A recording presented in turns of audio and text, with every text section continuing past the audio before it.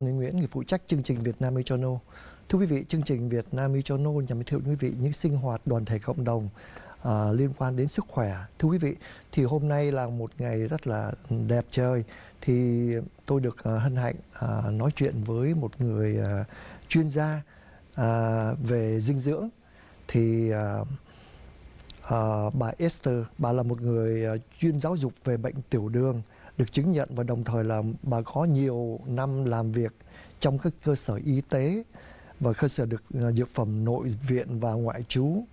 Thì bà có một bằng cử nhân khoa học về dinh dưỡng tại Đại học California, Berkeley, và có bằng thạc sĩ quản trị kinh doanh của Đại học San Mary College of San Francisco. Thì hôm nay bà sẽ nói chuyện với chúng ta về một câu chuyện mà chúng ta cũng rất là băn khoăn, rất nhiều quý vị cũng thắc mắc là trong thời gian mà dịch bệnh như thế này thì vấn đề ăn uống chúng ta cũng rất là thất thường. Cho nên đây là một cái cơ hội để chúng ta bà có thể chia sẻ được những cái kinh nghiệm của bà về cách dinh dưỡng thế nào để cho một cái cơ thể, một con người có thể đầy đủ chất dinh dưỡng. First of all, I want to thank you, Esther. Thank you very much for coming today. Thank you for inviting me, Tony. Yeah. Okay. I know you have a lot. You do a lot of workshop and training before about the nutrition. So can you tell us a little about the nutrition in the foundation of good health? And yeah, thanks. So this is a very good question, Tony. As a matter of fact, at AAMG, we actually always partner with our doctor and work with the patient and use medical nutrition therapy to help patients manage their chronic illnesses. And we also know that nutrition is the key foundation to elongate people's lifespan, right? And also lower the risk for chronic illnesses. So. Dạ vâng, thì bà cũng muốn chia sẻ là vấn đề nutrition. Thì câu hỏi mà Tony hỏi bà đó thì là cái vấn đề dinh dưỡng là nền tảng để cho một sức khỏe, thì bà rất là bằng lòng với cái câu hỏi này. Thì đó là trong vấn đề một con người chúng ta cần phải có một cái ăn uống phải có điều độ và có những chất bổ dinh dưỡng cho một cơ thể. So in terms of chronic illnesses, I think a lot of the elderly population facing are hypertension, diabetes, cardiovascular problems, osteoporosis. They all actually nutrition related, and it can be prevented as early as possible. So when we are younger, we should start acting on how to eat a healthy meal and having a healthy lifestyle so that we can delay this kind of chronic illnesses, or even if we have it, we can manage it better and reduce any complications in the future. Dạ vâng, thì bà cũng nhắc nhở cho chúng ta thì chúng ta phải ăn uống một cách phải nói là đầy đủ những chất dinh dưỡng. Chúng ta có thể tập từ khi còn trẻ để chúng ta có một cái thông lệ ăn uống một cách thông lệ để giúp cho sức khỏe, đừng đợi cho đến khi chúng ta đến cái tuổi già chúng ta bắt đầu. Yeah, so we're talking about mentioned about like they can start nutrition from the young age, so they can get a routine. You can eat healthy and so when they get like older, they know how to really adjust and know which one they can eat, just like the routine here. So I know a lot of people talking about nutrition. People don't know what I can start. We walking out, we can see so many fast food, so many, all kind of different food, especially the Vietnamese and Asian food. So we can name that, maybe like the rice. I think that's the one, like every family we eat the rice almost every day, maybe like 3 times a day. So the question I want to know, how we can do a nutrition if we really we get to know, just like myself, I have to eat right maybe like once a day. So that is healthy to eat right or eat like Asian food?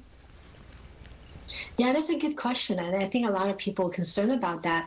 I think as Asian myself, I actually embrace rice. There's nothing wrong with eating rice. Rice is actually proved to be very healthy. It's gluten free, and it's as a main source of our diet. And how to actually incorporate rice so that you can eat a healthy meal.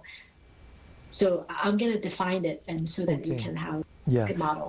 Dạ vâng, thì cô ta cũng nói là người Việt Nam mình thì thường thường Á Châu thì hay ăn gạo, ăn cơm. Thì ăn cơm rất bình thường, giống như Tony cũng vậy, thì một ngày cũng phải có một bữa cơm, ít nhất là một bữa cơm, một chén, hai chén chẳng hạn như vậy. Thì làm thế nào để mình có thể ăn uống một cách nó điều độ và nó có đầy đủ chất dinh dưỡng?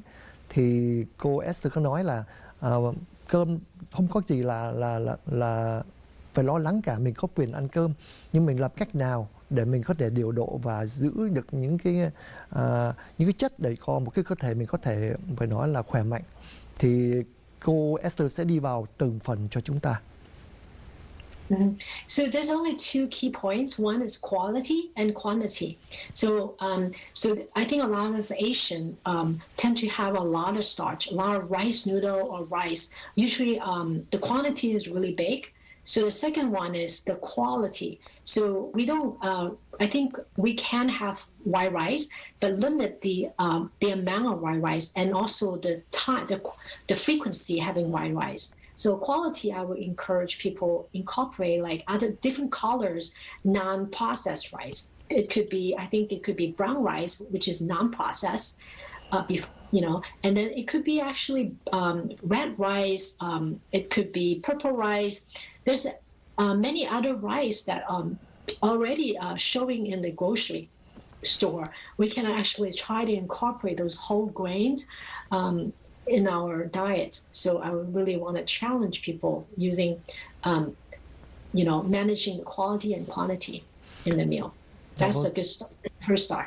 Dạ vâng, thì cô Esther cũng muốn chia sẻ với chúng ta là khi chúng ta đương nhiên cái đồ ăn Á Châu mình thường thường trong một bữa cơm cũng là cái món chính, mình là thường là mình ăn cơm. Thì cô nói vấn đề cơm thì không có cái gì mà là trở ngại chúng ta, thì chúng ta nên để ý là vấn đề gọi là quality và quantity.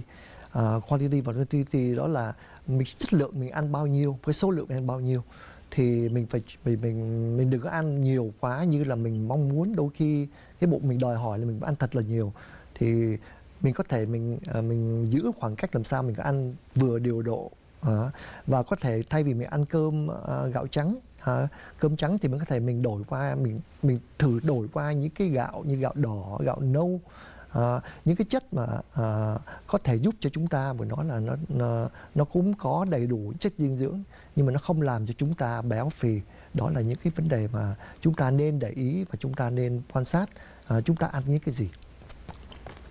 Mm-hmm. So that's a good start. And then the second thing is that as we start going to having healthy, nutritious meal, try to incorporate small changes in your diet. If you actually realize that you having too much rice or you have too much starch or too much meat, try to shrink the size and incorporate some healthier choices. I think as Asian, we eat a lot of vegetable, but oftentimes that we only eat one type of vegetable in a meal. I really encourage people to incorporate different color and try to incorporate different type of vegetable in the diet, so make the plate more colorful, so that the flavor can be more rich, and it really encourage appetite, so that we won't get tired, or we don't. We can actually expand the portion of non-starchy vegetable like. Such as broccoli, cilantro, eggplants, and etc. Thì cô Esther cũng muốn chia sẻ là khi chúng ta ăn đồ ăn thì chúng ta có thể ăn vừa theo những cái gọi là những cái đồ ăn phải nói là tương đối, mình ăn cái chén nó nhỏ thôi, thay vì mình ăn một cái tô, hay mình ăn làm sao để cho mình thỏa thích cái ước muốn của mình, thì mình ăn một cái, những cái đồ ăn mình ăn rất là ít. Thì người Á Châu mình cũng có ăn rau, có ăn những cái đồ rất là tốt, nhưng mà cô ta cũng muốn chia sẻ là chúng ta nên ăn nhiều loại rau khác nhau, nghĩa là cũng muốn nói là có nhiều màu sắc khác nhau. Thì trong một bữa cơm mình nên thay đổi, thay vì mình chỉ ăn thí dụ như là Việt Nam mình hay ăn rau muống, đại khái như vậy thì ăn liên tục như vậy nó cũng không tốt. Chúng ta nên chọn lựa rất nhiều những cái loại rau khác nhau và có nhiều màu sắc khác nhau. Đó là một cái vấn đề rất là tốt để cho nutrition, để cho cái vấn đề dinh dưỡng của mình. So, and last, I also encourage people wisely incorporate good fat in the diet. We don't need to be on no fat, right? So we incorporate good fat, meaning unprocessed fats such as seeds and nuts. So try to use, whole grains as a source of fat, and also encourage to reduce the deep fried food, right? Such as highly processed meat. So those are not so healthy. I think you can, if you actually have been always enjoy eating like every day on those processed food, try to slowly reduce the portion, and then incorporate some healthier choices in your meal one day at a time, and slowly you will actually realize that you actually having healthier and more nutritious meal. Dạ vâng, thì cô Esther cũng muốn nhắc lại là vấn đề chúng ta nên ăn uống phải nói là ít đi. Thay vì mình ăn uống trong người Việt Nam mình đa số ăn trong 3 bữa thì mình có thể chia ra nhiều bữa khác nhau, và khi mình đó là những cái khoảng bữa, mỗi bữa mình ăn một ít thì nó sẽ làm cho chúng ta phải có là nó rất là khỏe mạnh. Và đó là một cái vấn đề mà mình chia sẻ. Thay vì mình ăn 3 bữa, mình có thể chia sẻ 5-6 bữa. Chúng tôi sẽ trở lại trong giây lát, quý vị đừng rời máy. We will come back for about a couple minutes. Thank you.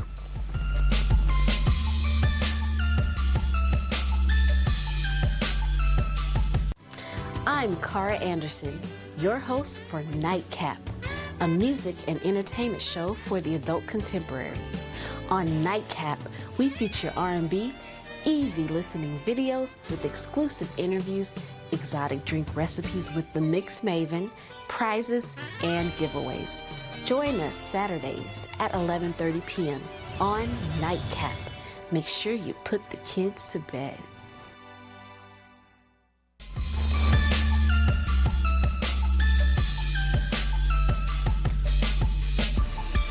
Quý vị trở lại với chương trình Việt Nam Channel. Chúng tôi đang nói chuyện với cô Esther Situ, là một hướng dẫn, một nhà giáo dục về cách ăn uống để tránh những cái bệnh béo phì, bệnh tiểu đường. Thì hôm nay cái câu hỏi kế tiếp chúng tôi muốn hỏi cô là trong cái thời gian mà dịch bệnh thì chúng ta ăn uống nó rất là thất thường. Đôi khi vấn đề mình đi ra chợ cũng là một cái khó khăn, tại vì khi ra chợ mình gặp rất nhiều người, cho nên rất nhiều người ngại vấn đề đó. Thì hoặc là mình vô chợ thì mình phải biết cái món nào, đồ ăn nào để mình mua về. Dạ vâng. Cho nên cái câu hỏi kế tiếp tôi muốn hỏi cô là khi mình đi chợ thì mình nên mua những cái gì, và cái gì mà có thể giúp cho cái cơ thể mình nó khỏe mạnh. The next question I want to ask you about how we can shop for the healthy meal. That's a good question. Yeah. Yeah. How do we shop for the healthy meal? You hear me?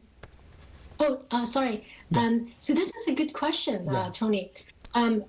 Especially during the pandemic, there's many ways that we can still actually shop for healthy meals. Yeah. First of all, we should actually list it out because during the pandemic, we don't actually shop as frequently as in the past, right? Because Yeah. all the problems. So I would recommend do grocery shopping list, and on your grocery shopping list, divide it up protein list. So it could be meat, could be bean, tofu, and then you have a list for vegetable. Make sure you actually list it out. And also during certain food that are perishable and non-perishable, so you actually have both. So that make sure that you have you can always recycle the food, so you're not actually run out of food to eat. And I encourage you also utilize some healthier canned food, frozen food. I would actually recommend also consider shopping at farmers market is actually wide open. And you can actually find some seasonal vegetable or even like wild caught fish at the farmers market. I think those prices are very affordable, very fresh. So as long as we know how to pay, know exactly what we need to shop, so you can actually shop really conveniently. So I think this is a great way if you have a list, and also make sure you have good, healthier snacks store at home, so that you won't actually not just go for some processed food. So I would also recommend try to try to limit the junk food list, right? If you actually shop for those junk food, you're likely to eat them. If you actually limit or don't shop those junk food, then you have a good chance that you will never have it. So I think those are good choices that you can make. Yeah, thank you. Cô Esther, cô trả lời là trong cái mùa dịch bệnh này, đôi khi chúng ta quên là chúng ta phải cần có những cái đồ ăn phải nói là đầy đủ dinh dưỡng trong gia đình của chúng ta. Thì trước khi chúng ta đi chợ thì chúng ta cũng cần nên ghi vào trong một tờ giấy những cái món mình cần dùng, để khi quý vị đến chợ thì quý vị không phải hấp tấp, không phải lo lắng là nhiều khi chúng ta cũng muốn đến chợ thật là nhanh để mà được đi về. Thì những cái gì mà quý vị ghi trước vào trong một cái tờ giấy thì quý vị đến đó quý vị mua. Thì những cái đồ ăn trong đó thì cô Esther, cô cũng muốn nhắc nhở là chúng ta nên có đầy đủ những cái chất dinh dưỡng, là ví dụ như mua rau, đậu hũ, đậu phụ, và thịt, và cá, là những cái món mà chúng ta cần thiết để bồi bổ cho cái cơ thể của chúng ta hàng ngày. Ngoài ra thì tránh mua những cái đồ mà gọi là trong cái gọi là canned food, hoặc là những cái đồ mà họ đông lạnh lâu quá như vậy thì nó cũng không có tốt gì cho cơ thể của chúng ta. Và thêm một điểm nữa là trong thời gian chúng ta phải ở nhà rất là nhiều, thì chúng ta cần có những đồ ăn nhẹ như là gọi là snack food, mà gọi là những cái đồ healthy, là những đồ mà nó tương đối nó giúp cho bản thân ta nhận những cái hạt đậu, những cái loại mà để mà cho nếu là nó không có dầu mỡ nhiều, để chúng ta có thể mà khi chúng ta đói thì mình có thể ăn cái đó để mình có cảm thấy mình cũng cảm thấy là nó dễ chịu hơn. Và tránh chúng ta không được ăn mà những cái đồ gọi là junk food, là những cái đồ như là chip, hay đại khái những cái đồ mà nó dầu mỡ và nó làm chúng ta béo phì trong cái thời gian này. Đó là những cái chuyện chúng ta phải cần để ý những cái đồ ăn đó như vậy. Và cô ta cũng nhắc nhở là nếu có thể chúng ta đến một cái gọi là farmer market, thì ở đó nó có những đồ tươi và sống nhiều hơn, và đồ mới nhiều hơn, thì chúng ta có thể shop ở những cái nơi đó. Thì những cái đồ đó thì nó rất tốt cho cái cơ thể chúng ta. How we can order the healthy meal when you take out the diet outside of our home, like a pandemic. Just like myself, sometimes I lazy to cook, and sometimes I just order the food at the restaurant. So how we know that? How we know we can order the healthy food and with all the nutrition? That's a good question, Tony. As a matter of fact, it's okay to take out, and there's a lot of good, healthy choices.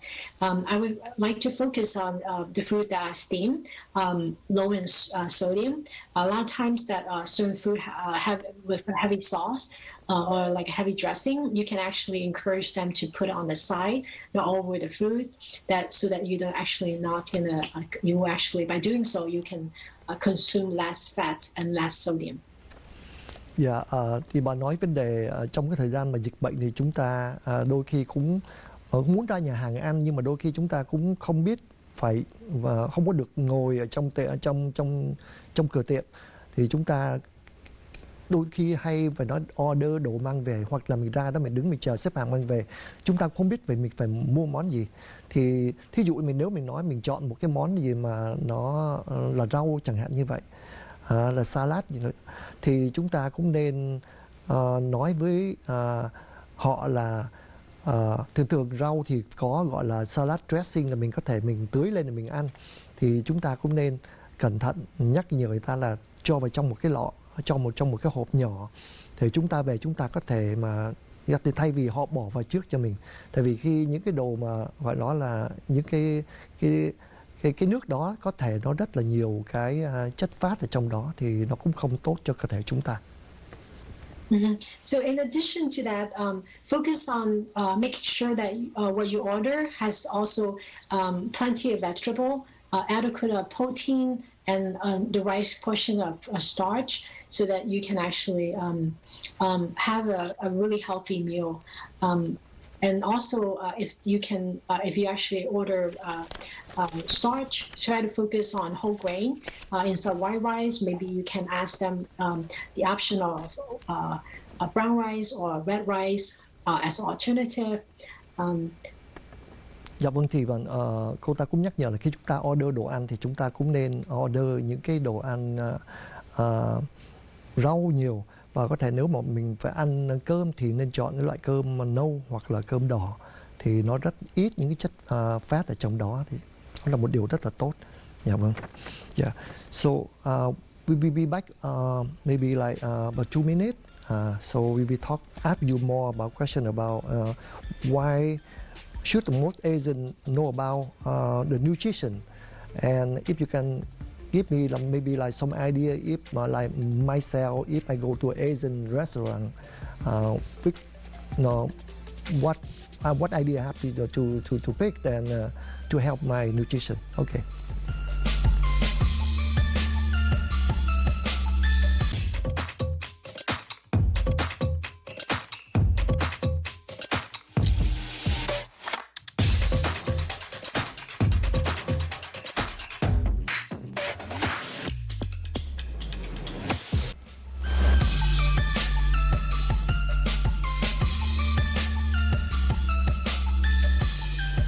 Quý vị trở lại với chương trình Vietnamese Channel, chúng tôi đang nói chuyện với cô Esther, là một người chuyên viên về giáo dục về vấn đề ăn uống dinh dưỡng. The next question I want to ask you about, what the grocery would be good to buy for elderly. Example, if I have the elderly, mom and uncle live with me, what I shop if I go to grocery. Yeah. That's a good question. I think for those individuals who have limited income and mobility, they may actually consider using some nonprofit services such as food bank, self-help for the elderly, Project Open Hand, because they actually deliver some groceries to the elderly with mobility issues. And if you don't have access to that, you may actually consider using online service that actually they deliver grocery to your doorstep, such as the big ones like Instacart or Amazon Fresh.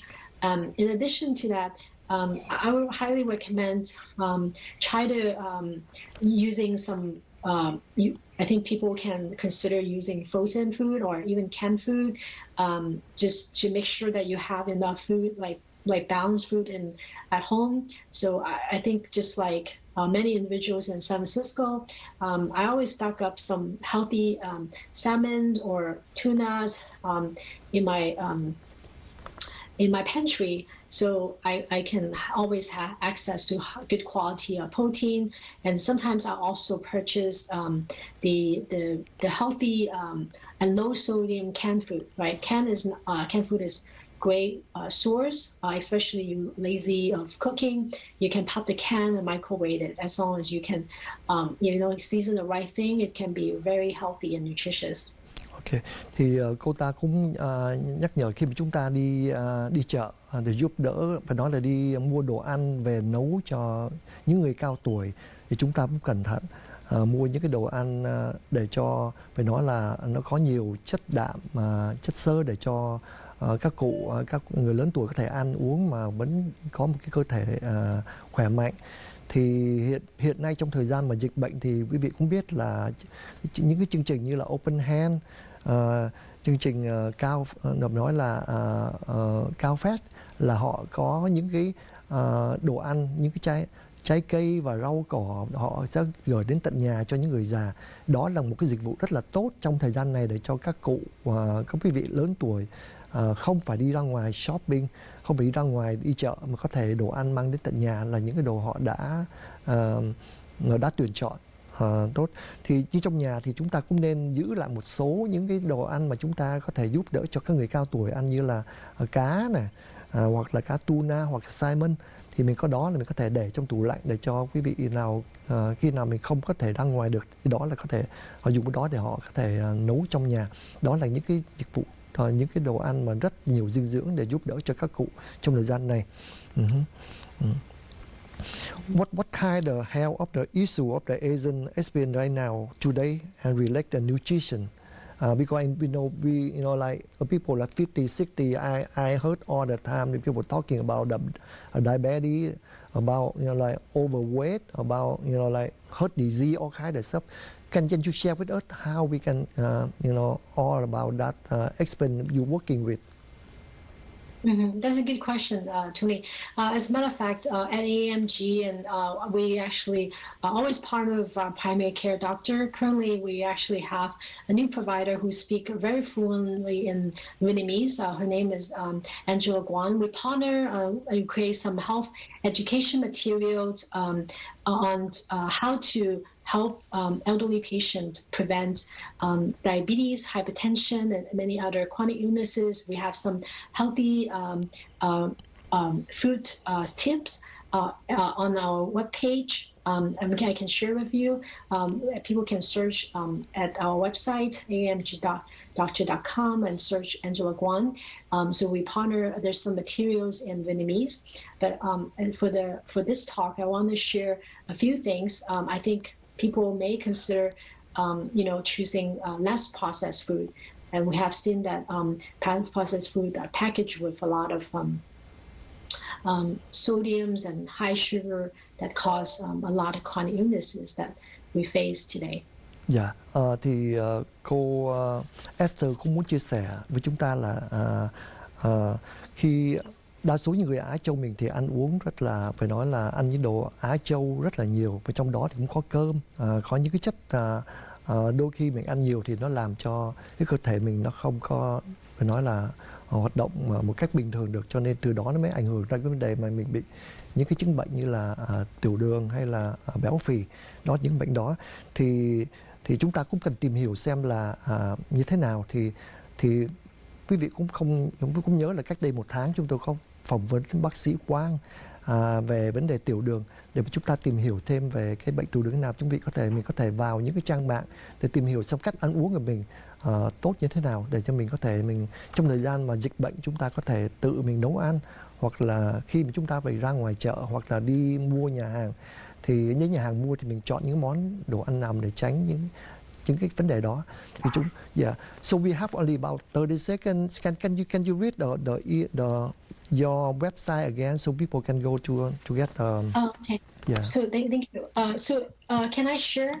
Yeah, we have about 30 seconds. I cannot share. Host disable my screen share. Yeah. Is there any way I can start sharing the screen? Yeah, we can do that. Yeah, we do that. But yeah, but you can read the number. We can call and we find out that with the Dr. Wang maybe. Yeah. Yeah. So people can call our member relation if they wanted to know more about the practice of Dr. Guan. Yeah. But Dr. Guan's practice phone number is 415-885-8080. Yeah. Thì quý vị nếu một cái thắc mắc. And our AMG. So which phone number do you want to use? Yeah. Any phone information number. Yeah. Okay, so maybe just contact. Yeah. Information number. Hold on. Yeah. Let me see. Yeah, we have like 2 seconds now. Yeah. So let's see. So our phone number. It's hold on a second. Yeah, I think we don't have time anymore, so I'm so sorry, but we keep calling for the number you just give me from Dr. Quang. Okay, 415-885-8080. Quý vị có thể tìm hiểu thêm về vấn đề nutrition. Một lần nữa xin cảm ơn quý vị đã theo dõi chương trình, và mong gặp quý vị vào một kỳ tới. Chúc quý vị có một ngày thật là bình yên, hạnh phúc.